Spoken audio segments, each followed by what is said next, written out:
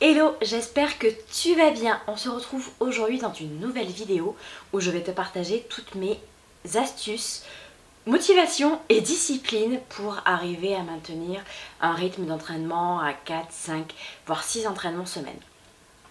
Parce que je reçois beaucoup de messages me disant waouh, je sais pas comment tu fais, t'as énormément de motivation, non mais je serais jamais capable de faire ça, franchement, tu m'épates.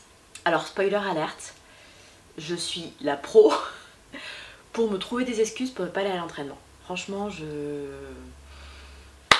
il ne se passe jamais une semaine qui se passe en fait comme je l'avais réellement programmé, et j'ai toujours des contretemps, de la flemme, ce genre de choses. Et comme en fait je suis en pleine phase de création de routine, enfin d'une routine qui me convienne, dans laquelle j'ai le temps de caser tous mes entraînements de sport, de gérer mon blog, de faire le ménage, de faire à manger, voilà, vraiment d'arriver à vivre tout simplement en dehors de l'alternance du sport et du blog, j'essaie de me créer une routine en fait qui soit efficace, et ça passe du coup par une routine sportive qui le soit également. Du coup dans cette vidéo je vais te partager un petit peu toutes mes astuces, discipline, parce que motivation j'en ai mais elle flanche dès qu'il fait pas beau, dès que je suis fatiguée, dès que j'ai un pet de travers. Du coup, comme je disais, ce sera mes astuces discipline. Donc j'en ai 5 en tout. Et on commence par la première.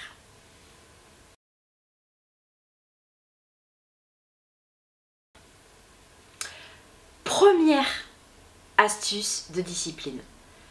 Moi, c'est quelque chose dont j'ai énormément besoin.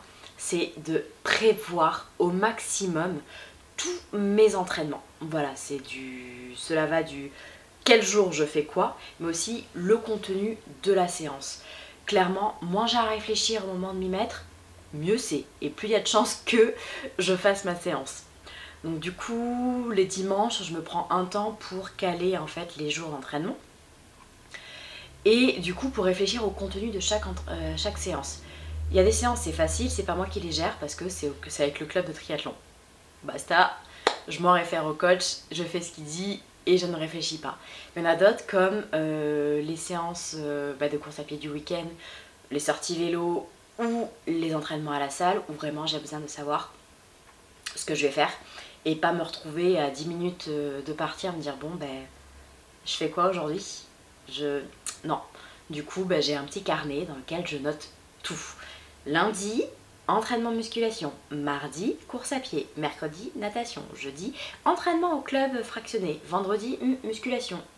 Et ainsi de suite, voilà. Et ça me permet un petit peu de jongler, d'arriver à répartir les entraînements sur la semaine. Parce que le gros challenge de cette année, c'est que maintenant, il faut que j'arrive à caser 3 sports plus la muscu, tout en gardant des temps de repos.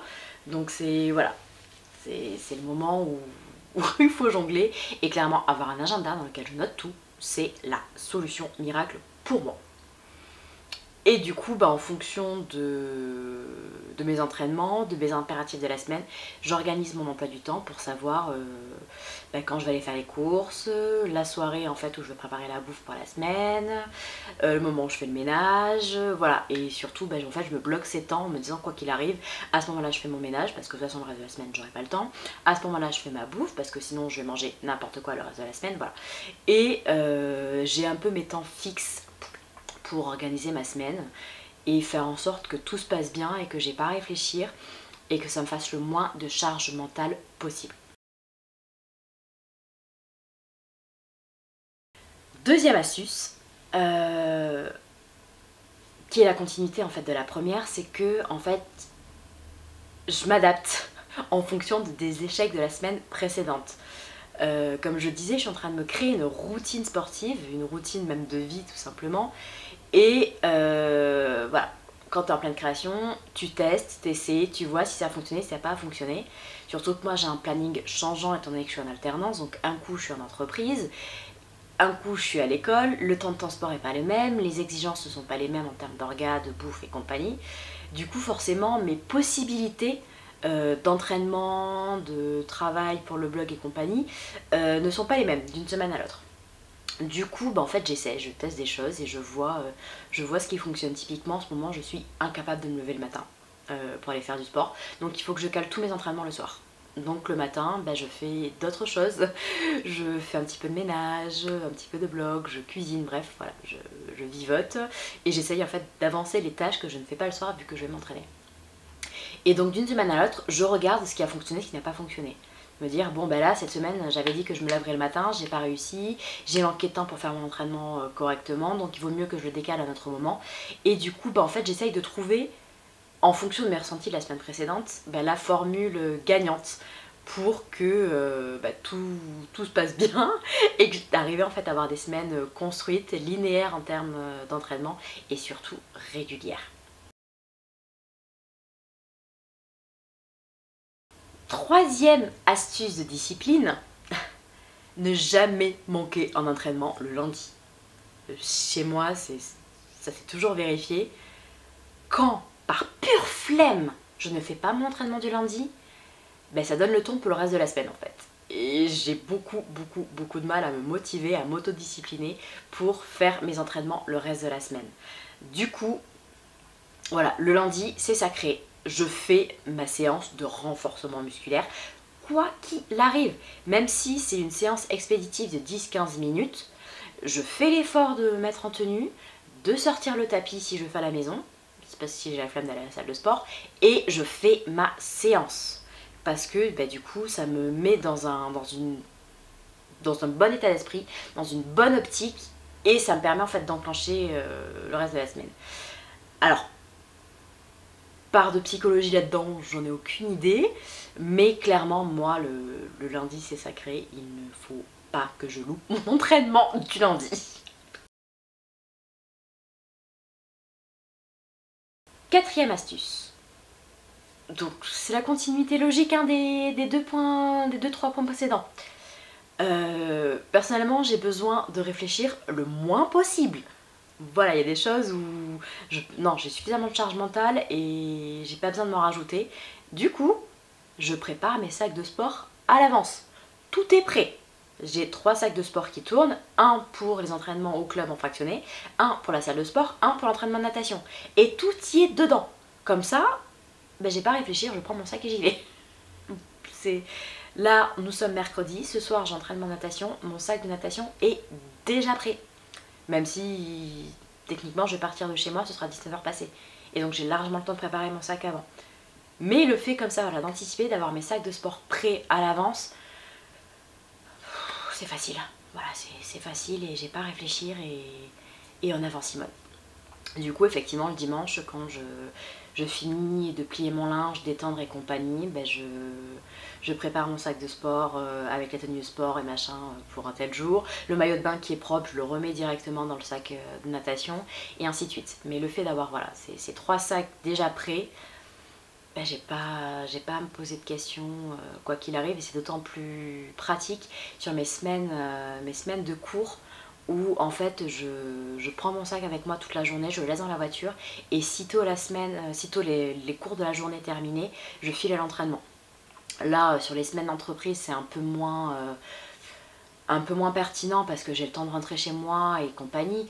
Mais voilà, j'ai quand même pris cette habitude d'avoir toujours mes sacs de sport prêts à l'avance le lundi. Comme ça, pas de questions, je le fais et puis basta.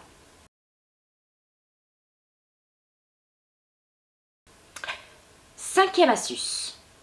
Voilà, la dernière. S'entraîner avec une copine ou un pote.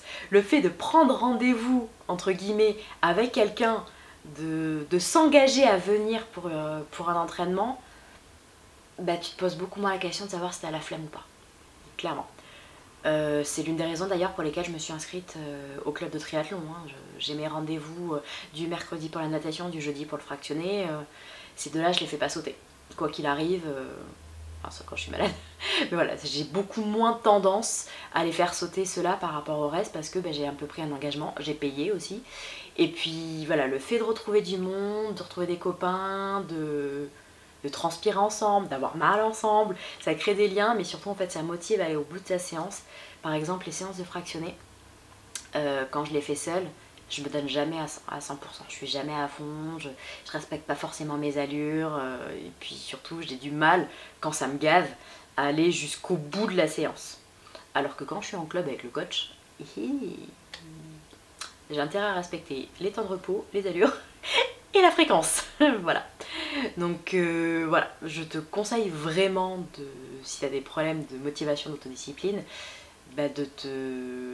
d'entraîner avec une copine ou un copain, soit qui a le même niveau que toi, soit qui a un niveau légèrement supérieur au tien, pour te tirer vers le haut et te pousser en fait à sortir de ta zone de confort. Parce que clairement le sport, si on veut progresser, on doit sortir quasiment constamment de sa zone de confort.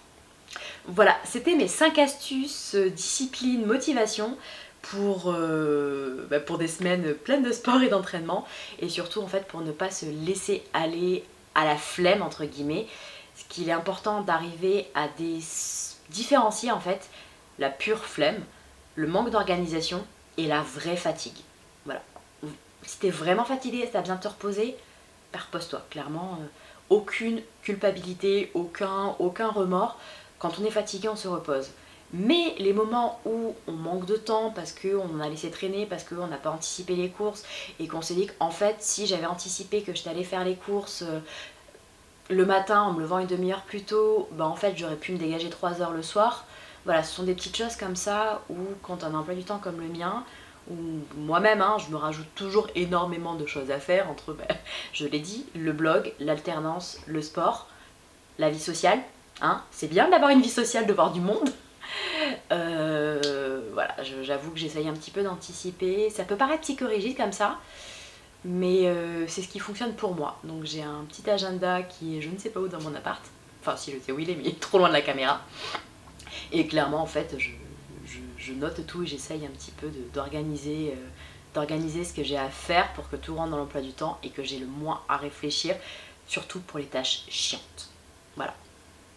J'espère que cette vidéo t'a plu, que ces conseils t'aideront du coup à trouver ton équilibre dans ta routine sportive et ta vie perso-pro. Si elle t'a plu, n'hésite pas à laisser un commentaire, un petit pouce vers le haut et surtout à t'abonner à ma chaîne YouTube. Et moi je te dis à bientôt!